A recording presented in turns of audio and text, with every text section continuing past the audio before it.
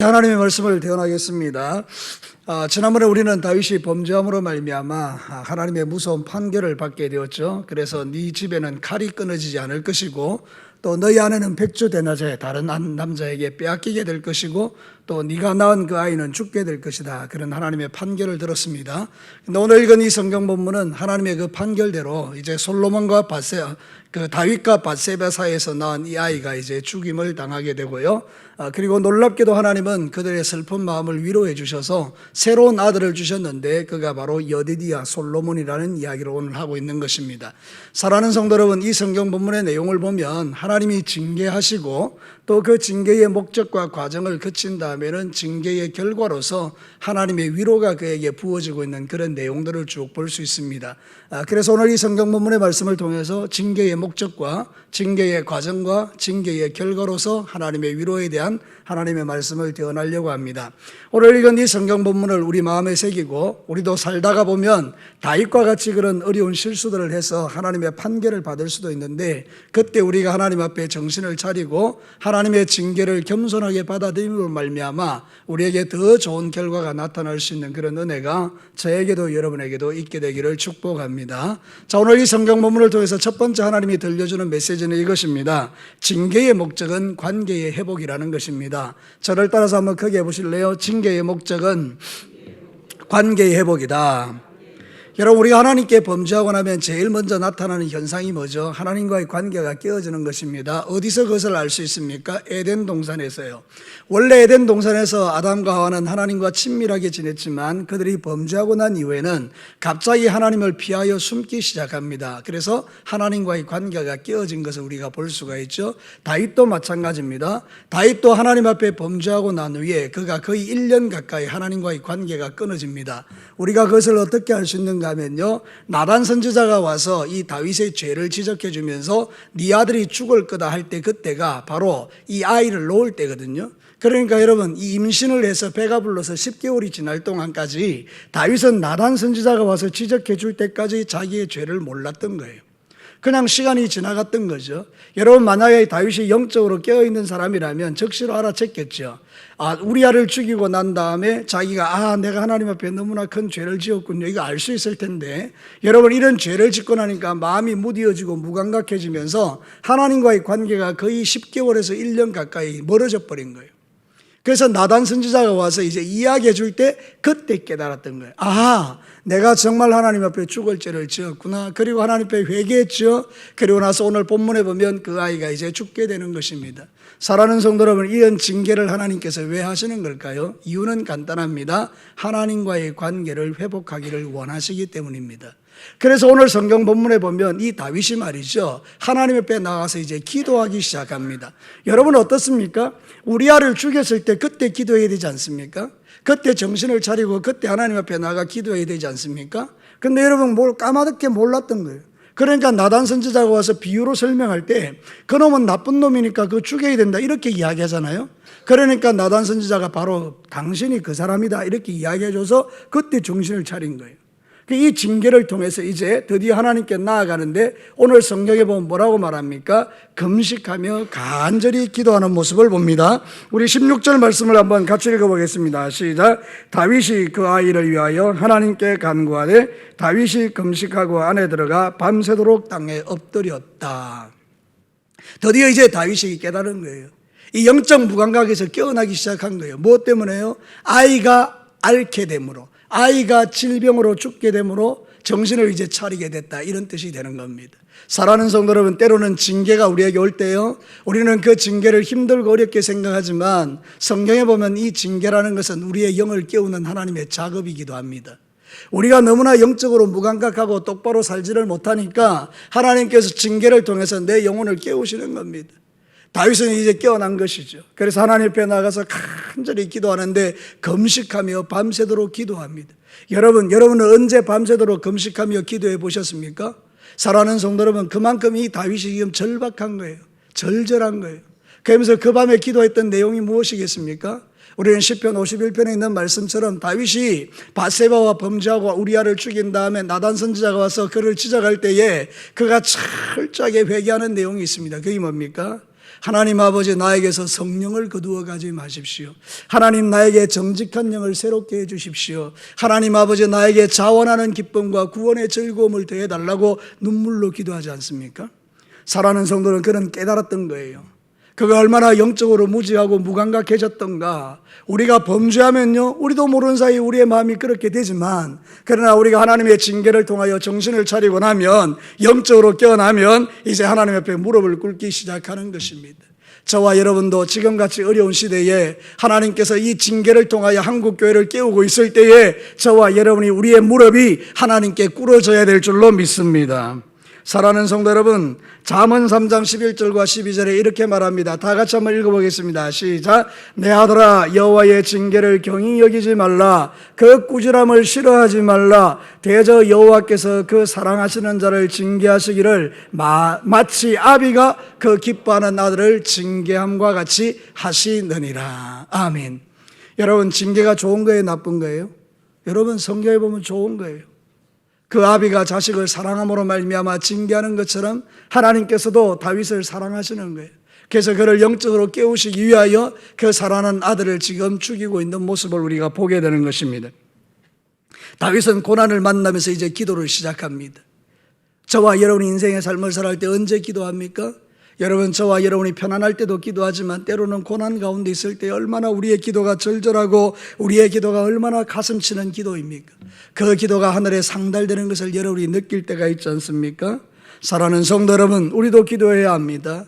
어떤 면에서 보면 다윗과 같이 하나님 앞에 주의 성령을 내게서 거두지 마시고 구원의 즐거움을 내게 다시 한번 회복시켜 주시고 자원하는 마음을 주시고, 하나님 아버지, 언제부턴가 내 마음이 하나님에게서 너무 멀어져 있사오니 다시 주님과 가까워지기를 원합니다. 이렇게 주님 앞에 기도할 때 저와 여러분이 영적으로 회복되는 은혜를 누리게 되더라, 그 말입니다. 그래서 하나님은 때로는 징계를 통해서 우리를 깨우시는 것입니다. 사랑하는 성도 여러분, 가장 좋은 것은 하나님 앞에 똑바로 살아서 징계를 받지 않는 것입니다. 여러분은 주님 오시는 그날까지 정말 하나님 앞에 신실하게 살아서 징계받지 않는 인생을 살아갈 수 있게 되기를 축복합니다. 그러나 어리석게도 우리가 연약하여 넘어졌다면 하나님의 징계 앞에서 낙심할 것이 아니라 도리어 이것이 하나님이 나의 영혼을 깨우는 기회인 줄 알고 주님 앞에 무릎을 꿇고 기도하는 가운데 이전보다 더 건강한 영으로 깨어나셔서 하나님을 주님 오시는 그날까지 영광스럽게 하는 멋진 그리스도인들이 되시기를 주님의 이름으로 축복합니다. 히브리서 12장 11절이 뭐라고 우리에게 권면합니까? 우리 다 같이 읽겠습니다. 시작. 무릇 징계가 당시에는 즐거워 보이지 않고 슬퍼 보이나 후에 그로 말미암아 연단받은 자들은 의와 평강의 열매를 맺느니라. 아멘. 징계를 누가 좋아하겠습니까? 징계를 받는 순간에는 마음이 슬프고 아프고 낙심이 되죠. 근데 여러분, 놀라운 것은 뭐라고 말합니까? 그 징계를 통해서 우리에게 뭐가 맺힌다고요? 의와 평강의 열매가 맺혀진다는 거예요. 그러니까 여러분, 징계라는 것은 결코 나쁜 것이 아닌데요, 하나님이 우리를 징계하신 목적은 딱 한 가지입니다. 그것은 뭔가 하면 관계의 회복입니다. 나는 너와 깊은 영적 교제를 나누기를 원한다. 나는 너와 예전에 친밀하게 지냈던 나를 원한다. 네가 내게서 너무 멀어져 있다. 이제는 나에게 가까이 오라. 여러분, 한국교회가 너무 하나님께 멀어져 있는 것이요, 그동안 우리는 잘 먹고 잘 살면서 하나님께 너무 멀어져 있었던 것이죠. 경건의 모양은 있었지만 경건의 능력이 하나도 없는 교회가 되었던 거죠.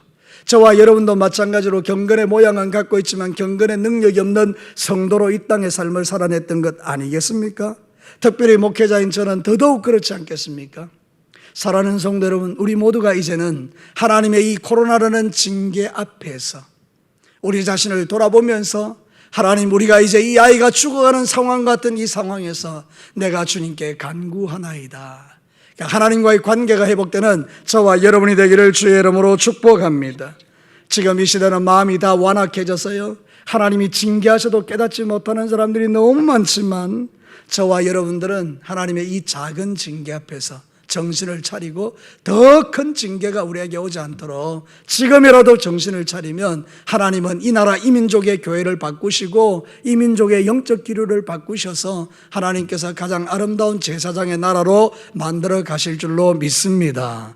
사랑하는 성도 여러분, 징계는요, 하나님과의 관계를 위한 하나님의 목적이 있습니다. 혹시라도 여러분들이 크고 작은 징계, 뭐 작은 걸 할지라도 혹시 내 인생 가운데 징계가 있다면 그것을 통해서 하나님께 나아가십시오. 그리고 하나님과의 관계를 회복하십시오. 그러면 하나님의 목적이 끝나기 때문에 우리는 정말 하나님 앞에 더 아름다운 믿음의 삶을 살아낼 수가 있게 되는 것입니다. 지금은 코로나19를 통해서 하나님의 교회들을 징계하실 때 우리가 정신 차리고 다윗과 같이 간절히 기도하는 그 믿음의 삶이 지금 저희에게, 여러분들에게 필요한 것입니다. 두 번째는요, 오늘 성경을 통해서 징계의 과정은 마음을 낮추게 하는 것이다. 저를 따라서 합시다. 징계의 과정은 마음을 낮추게 하는 것이다. 여러분, 이 말씀은 더 정확하게 말하면 뭔가 하면요, 내가 누군지를 알게 하시는 거예요. 여러분, 다윗은 왕이 되었어요. 입지전적인 인물이에요. 여러분, 베들레헴은요, 조그마한 도시예요. 아주 눈에도 띄지 않는 시골이에요. 여러분, 거기서 양치는 목자였어요. 8명의 아들 중에 막내인데도 불구하고요, 출생의 비밀 때문에 그는 형님들이 나가야 되는 곳에 자기가 대신 나가서 그 추위와 더위와 싸우면서 양을 지켰어요. 아무도 알아주지 않는 그곳이었어요. 근데 거기서 하나님을 찬양할 때에 하나님이 그를 눈여겨보셨죠. 그리고 모든 과정을 거친 다음에 이스라엘의 왕으로 세워주셨어요. 여러분, 하늘과 땅 차이죠. 엄청난 그런 입지전적인 인물이 된 거예요. 근데 여러분, 이 다윗이 왕이 되면서부터 마음이 삐뚤어지기 시작했어요. 마음이 높아지면서 세상 왕처럼 살았던 거예요. 여러분, 세상 왕은요, 남의 아내를 빼앗는 거예요. 다 내 거니까. 지난주에 말씀드린 그대로 마음이 이만큼 높아진 거예요. 왕이면 모든 것을 다 할 수 있는 것처럼 착각했던 거잖아요. 근데 여러분, 아이가 이제 죽어갑니다. 근데 왕인 자기가 할 수 있는 게 아무것도 없습니다. 여러분, 그런 경험들 다 해보셨죠? 여러분, 자식을 기를 때 말이죠, 어린아이를 기를 때요, 저도 그런데 아이가 막 아픈 거예요. 근데 내가 해줄 수 있는 게 아무것도 없어요. 애는 말을 못하니까 울기만 빽빽 울지요. 머리는 열은 나지요. 어떻게 해줄 방법이 나에게는 없어요. 내가 대신 아파줄 수도 없고 말이죠. 지금 다윗이 그것을 느끼고 있는 거예요. 하나님께서 그에게 뭐라고 말하는가 하면, 네가 왕이냐? 네가 모든 것을 다 할 수 있다고 착각하냐? 너 정말 대단하냐? 그럼 네 아이 한번 살려볼래? 여러분, 그래서 이 왕이 아이를 살릴 방법이 없는 거예요. 자기 존재를 알아가는 거죠. 이게 바로 겸손입니다. 여러분, 교만은 뭔가 하면요, 자기가 누군지를 모르는 게 교만입니다. 겸손은 무엇입니까? 자기가 누군지를 아는 게 겸손입니다. 이 세상 사람들이 교만한 건 뭐죠? 자기가 누군지를 몰라요. 자기가 죄인인지를 몰라요. 자기가 앞으로 어떻게 될지 몰라요. 여러분, 겸손한 사람은요, 내가 어떤 존재인지를 알아요. 나는 하나님 앞에 정말 죄인이구나. 그래야 주님이 필요합니다. 그래야 주님을 찾습니다. 교회 안에도 교만한 사람 너무 많습니다. 예수 믿고 나도 우리 교만해집니다. 그래서 마치 내가 완성된 존재처럼 생각할 때가 있다는 거예요. 목사인 저 자체도. 나는 괜찮아. 나는 뭐 이 정도면 만족해. 대단한 교만이죠. 사랑하는 성도 여러분, 여러분이 거기까지 올라갈 때까지는 하나님이 주신 은혜예요. 앞으로도 주의 은혜를 주셔야 그걸 유지해 갈 수 있어요. 맞습니까? 근데 여러분, 우리는 어떻게 생각하는가 하면 마치 내가 모든 걸 완성된 존재로 생각하는 거죠. 모든 걸 다 할 수 있는 존재처럼 생각하는 거죠. 그래서 여러분, 우리가 정말 하나님 앞에 우리 자신을 돌아보면 너무 교만한 게 많은 거죠. 목사인 저부터 시작해서 우리 모든 사람들이요. 근데 여러분, 오늘 이 성경 본문에 보니까 이 다윗이 드디어 이제 고백합니다. 나는 무능한 자입니다. 나는 왕이지만 아무것도 할 수 없는 자입니다. 그걸 드디어 고백하는 겁니다. 22절과 23절의 말씀이 그걸 이야기하죠. 같이 한번 읽어볼까요? 본문 22절 23절 시작. 이르되 아이가 살았을 때에 내가 금식하고 운 것은 혹시 여호와께서 나를 불쌍히 여기사 아이를 살려주실런지 누가 알까 생각함이거니와 지금은 죽었으니 내가 어찌 금식하랴. 내가 다시 돌아오게 할 수 있느냐. 나는 그에게로 가려니와 그는 내게로 돌아오지 아니하리라 하니라. 이제 다윗이 철저하게 자기를 아는 거예요. 나는 저 베들레헴 목동이었는데 하나님이 나를 높여 왕으로 세워줬는데 내가 금방지게 내가 왕으로 모든 걸 다 할 수 있는 것처럼 그렇게 어리석게 살았구나. 눈물로 회개하고 기도하는 중에 깨달았던 거예요. 그러면서 이제 고백하는 거죠. 내가 뭘 할 수 있겠냐? 그 아이를 내가 어찌 돌아오게 만들 수 있겠느냐? 그건 하나님의 주권이다. 여러분, 이것입니다. 저와 여러분이 신앙사를 잘하는 이유, 저와 여러분이 하나님 앞에 겸손해지는 이유, 그것은 하나님의 주권을 인정하는 것입니다. 내 인생의 모든 것은 다 하나님의 주권이다. 내 자식 내가 마음대로 할 수 없고, 내 남편 내가 마음대로 할 수 없고, 내 아내 내 마음대로 할 수 없고, 하나님의 주권. 그래서 왕이신 하나님, 당신이 왕이고 나는 당신의 모든 것들을 이행하는 신하일 뿐입니다. 내가 마음이 높아졌습니다. 용서해 주십시오. 사랑하는 성도 여러분, 우리는 하나님이 아니면 아무것도 할 수 없는 존재인 줄로 믿습니다. 그래서 욥은 그 이야기를 분명히 고백합니다. 욥도 자기가 잘난 줄 알았습니다. 내가 뭐 잘못했냐? 근데 왜 하나님 나한테 이러시냐? 하나님이 불의한 것 아니냐? 이렇게 된 거잖아요. 그래서 하나님이 그에게 나타나셔서 이제 말씀하시니까 욥이 이렇게 말합니다. 욥기 42장 1절과 3절 우리 다 같이 읽겠습니다. 시작. 욥이 여호와께 대답하여 이르되 주께서는 못하실 일이 없사오며 무슨 계획이든지 못 이루실 것이 없는 줄 아오니 무지한 말로 이치를 가리는 자가 누구니까? 나는 깨닫지도 못한 일을 말하였고 스스로 할 수 없고 헤아리기도 어려운 일을 말하였나이다. 욥이 뭘 깨닫습니까? 내가 참 건방졌습니다. 내가 참 교만했습니다. 나는 내가 알지도 못하는 말을 찌꺼렸습니다. 이 이야기예요. 사랑하는 성도 여러분, 저도 가끔 하나님 앞에 그럴 때도 있지만 여러분들도 그럴 때가 있을 거예요. 여러분이 얼마나 교만한 말을 많이 내뱉는지를 스스로 알 수 있을 거예요. 여러분, 우리는 하나님 앞에 결코 교만할 수 없는 존재들이에요. 하나님께서 은혜 주셔서 사는 거고 은혜 주셔서 믿음 생활로 은혜 주셔서 이 길을 가는 것이지 여러분이 똑똑하고 잘났고 여러분이 뭔가를 할 수 있어서 하는 것 아니잖아요. 그런데도 우리는 남들보다 조금만 나으면 그냥 막 그것 가지고 어깨를 막 높이고 마치 나는 뭐 완성된 사람처럼 이렇게 생각할 때가 많은 것이 저와 여러분인 거죠. 우리는 이제 다윗처럼 이 징계의 과정들을 통해서 하나님 앞에 마음을 낮춰야 됩니다. 한국 교회가 세상을 향하여 뭔가를 할 수 있는 것처럼 떠들썩거렸지만 결국 코로나19를 통해서 신천지와 별 다를 바가 없다는 정체를 드러냈을 뿐이잖아요. 우리가 가장 절망적인 것으로 이야기할 수 있다면 그 정도 됐다는 거예요. 우리가 완전히 땅바닥에 떨어졌다는 거예요. 복음이 약합니까? 하나님이 무능합니까? 문제는 우리 자신이었던 거죠. 한국 교회의 교만, 우리 자신의 교만, 우리가 스스로 왕이 되어서 마치 뭔가를 할 수 있는 것처럼 거들먹거렸던 우리의 죄악. 이제 오늘은 이 말씀을 통해서 하나님은 그걸 보게 하시는 겁니다. 징계의 과정을 통해서 우리의 마음을 낮추시는 겁니다. 너 죽은 거 살릴 수 있어? 아니요. 사랑하는 성도 여러분, 하나님과 우리는 다릅니다. 그러므로 오늘 이 밤에 나오신 사랑하는 성도 여러분, 저와 여러분이 이 말씀을 통해서 분명히 깨달아야 될 한 가지 사실은 여러분의 마음에 티끌만한 교만이 있다면, 저에게 그런 교만이 있다면 오늘 이 밤에 주님 앞에 회개하고 마음을 낮출 때 우리는 징계가 변하여 하나님의 위로가 될 줄로 믿습니다. 그래서 다윗은 지금 하나님 앞에 철저하게 자기를 낮추는 거예요. 내가 왕으로서 모든 걸 다 할 수 있다고 생각했는데 아니구나. 내 사랑하는 이 아이 하나 살리지 못하는 그런 무능한 것이 왕이구나. 진짜 나의 왕은 하나님이셨구나. 그거를 모든 과정을 통해서 깨닫는 거예요. 여러분, 잠언 16장 19절을 한번 읽어보실래요? 시작. 겸손한 자와 함께하여 마음을 낮추는 것이 교만한 자와 함께하여 탈취물을 나누는 것보다 나으니라.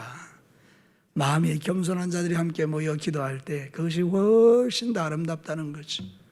사랑하는 성도 여러분, 오늘 이 말씀을 마음판에 새기고 혹이라도 저와 여러분의 마음속에 티끌 같은 교만이 있다면 하나님, 내가 원치 않는 교만이 내 안에 있습니다. 은근한 교만이 있습니다. 저는 가만히 보니까 제 안에 그런 게 있더라고요. 은근한 교만. 이 성도들을 보면서 내가 뭐 좀 된 줄 알고 성도들의 믿음을 판단하고 정죄하고 있는 내 모습을 보고 있더라고요. 사랑하는 성도님, 저는 그런 존재예요. 여러분들은 어떠세요? 우리는 다 대동소이합니다. 하나님 편에서 볼 때는 그저 은혜를 입을 자인 것뿐이에요. 그런데도 마치 내가 원래부터 하나님의 사랑을 받는 자인 것처럼 착각하고 다른 사람을 향해서 비난하고 정죄한 죄가 있다면 오늘 이 밤에 회개하는 것입니다. 하나님의 선명한 메시지는 이것입니다. 다윗의 한계. 다시 한번 말씀드립니다. 오늘 이 밤에 하나님께서 우리에게 말씀하시는 것이 분명히 있다면 그건 딱 한 가지입니다. 나의 한계. 우리는 하나님이 될 수 없는 거예요. 우리는 하나님처럼 그런 전능한 자들이 아니라는 거예요. 우리는 하나님의 도우심을 받는 자들이라는 거예요. 하나님의 은혜가 없으면 살 수 없는 자라는 거예요. 하나님이 도와주지 않으면 내가 할 수 있는 게 없는 자라는 거예요. 근데 여러분, 우리가 얼마나 교만한지요. 우리 스스로 모든 것을 할 수 있는 것처럼 기도를 끊어버리고, 여러분, 다윗이 1년 동안 하나님과의 관계가 끊어버렸다니까요. 오늘도 저와 여러분 인생의 삶을 살아갈 때 이미 벌써 여러분들이 하나님과의 기도의 관계를 끊은 세월이 얼마입니까? 어떤 사람은요, 기도 없으면 못 산대요. 숨 막혀서요. 우리 교회도 그런 분들 많아요. 근데 어떤 분은 기도 안 해도 아무렇지도 않대요. 왜냐하면 숨 잘 쉬니까요. 여러분, 육체적인 호흡만이 호흡입니까? 여러분의 영혼의 호흡은 그 어디로 가는 겁니까? 그러니까 내 영혼이 병들고 죽어가도 이제는 더 이상 거기에 대해서 개의치 않는 거죠. 여러분, 다시 한번 하나님의 말씀으로 여러분에게 도전합니다. 여러분이 하나님과의 그 관계를 끊은 날이 몇 개월이고 몇 년입니까? 이제 다시 주님 앞에 돌아와 이 징계의 과정들을 통해서 여러분의 마음을 낮추시고 하나님을 다시 찾으시고 그 주님이 주시는 힘과 능력으로 승리하시고 잃어버렸던 모든 것들을 다 되찾는 은혜가 오늘 이 밤에 저와 여러분에게 일어나기를 주님의 이름으로 축복합니다. 하나님의 징계는요, 그 과정이 있는 거예요. 내 존재의 한계를 깨닫게 하는 과정이 있는 거예요. 저도 예전에 잘난 줄 알았어요. 근데 정말 고생하면서 아하, 정말 나 별것 아니구나. 정말 아무것도 아니구나. 그 처절한 자기 인식, 그게 바로 고난을 통해서 주어지더라고요. 저 잘 나갔으면요, 지금 어떻게 됐을지 모르겠어요. 저 잘 나갔으면 아마요, 완전히 망했을 거예요. 저 그때 하나님이 저 손 안 봤으면요, 저는 아마 지금 신문지상에 오르락 내리락 하고 있을지도 모르겠어요. 근데 하나님께서 징계를 통해서 내 마음을 낮추시고 나의 한계를 알게 하셨어요. 사랑하는 성도 여러분도 그러시죠? 여러분들 가운데는요, 지극히 교만했다가 하나님이 여러분의 한계를 깨닫게 하셔서 낮아지신 분들 많으시죠? 혹시라도 이 말씀이 모르겠다, 무슨 말인지 모르겠다, 정신 차리셔야 됩니다. 이 말이 깨달아지시는 분들은요, 하나님 앞에 소망이 있는 거예요. 마지막 세 번째입니다. 징계의 결론은 하나님의 위로입니다. 저는 말씀을 준비하면서 이게 너무 좋은 거예요. 여러분, 성경으로 한번 돌아가 보실래요? 24절 말씀부터 한번 25절까지 같이 한번 읽어보겠습니다. 시작. 다윗이 그의 아내 바세바를 위로하고 그에게 들어가 그와 동침하였더니 그가 아들을 낳음에 그의 이름을 솔로몬이라 하니라. 여호와께서 그를 사랑하사 선지자 나단을 보내 그의 이름을 여디디아라 하시니 이는 여호와께서 사랑하셨기 때문이라. 솔로몬이 하나님과의 관계가 회복됐어요. 징계를 통해서. 하나님이 그를 불쌍히 여기시고 아들을 줬는데요, 너무 좋은 거예요. 이름을 솔로몬이라고 했어요. 솔로몬이라는 뜻은 샬롬입니다. 샬롬. 샬롬 아시죠? 평화. 하나님과 나 사이 이제 평화가 일어났다, 이 말이잖아요. 그런데 하나님이 나단 선지자를 보내서요, 이름을 바꿔줬어요. 뭐라고요? 여디디아라고요. 여디디아의 뜻은 뭡니까? 평화보다 한 단계 뛰어넘는 거예요. 하나님의 사랑받는 자. 여러분, 평화도 좋지만 그보다 더 좋은 건 뭡니까? 하나님이 나를 사랑하시는 거예요. 이게 여디디아라는 거예요. 여러분, 하나님께서 이 솔로몬의 마음과 밧세바의 마음을 위로해 주셨어요. 징계가 끝나고 나니 이제 그들의 마음을 위로하시는 하나님의 은혜가 나타나신 것이죠. 이건 참으로 놀라운 복음입니다. 하나님은 지금 예수 그리스도를 통해서 우리에게 샬롬의 평화를 주시고 예수를 통해서 우리를 사랑하고 계시는 줄로 믿습니다.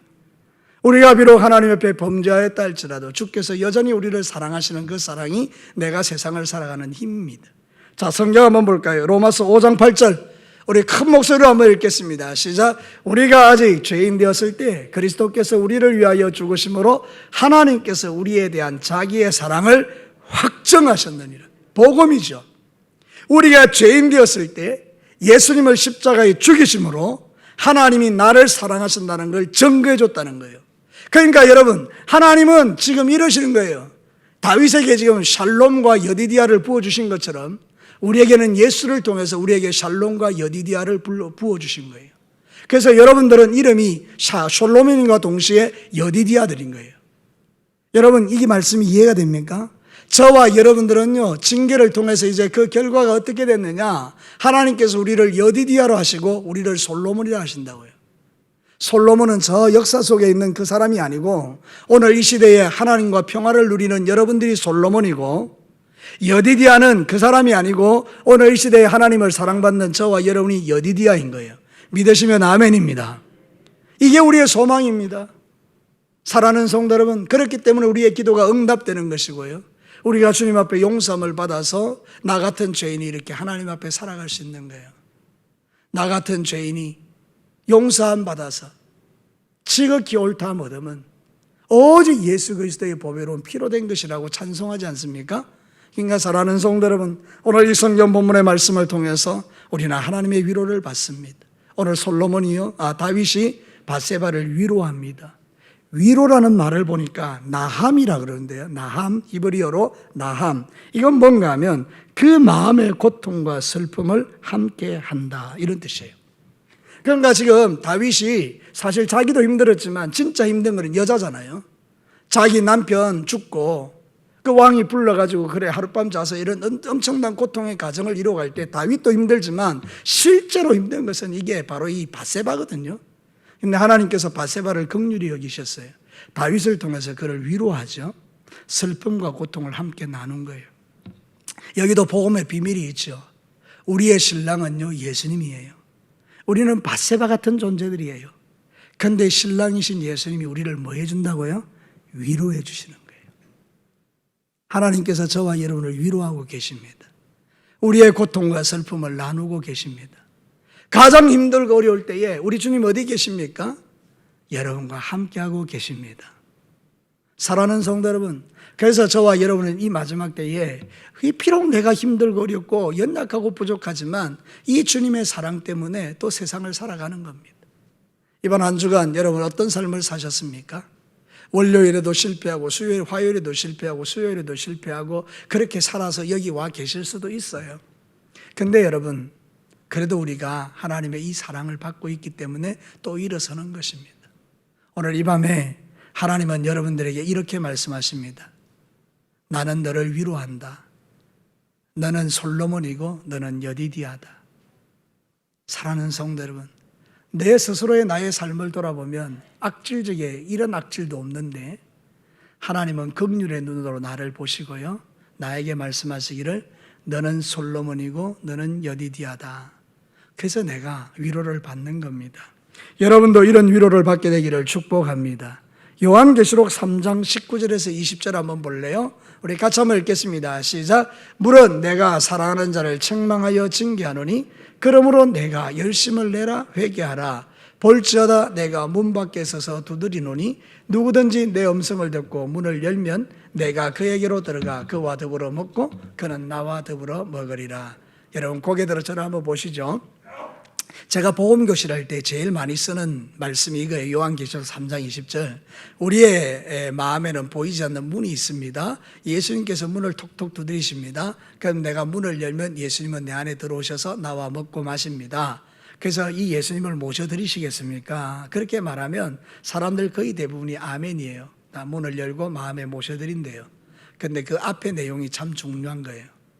이런 놀라운 은혜가 누구에게 부어지는 겁니까? 볼지어다 내가 회개하는 자에게 이런 은혜를 주신다는 거예요. 여러분 성경 한번 보시죠.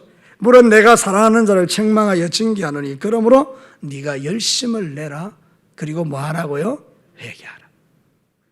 주님의 위로가 내게 임하는 가장 확실한 방법이 뭡니까?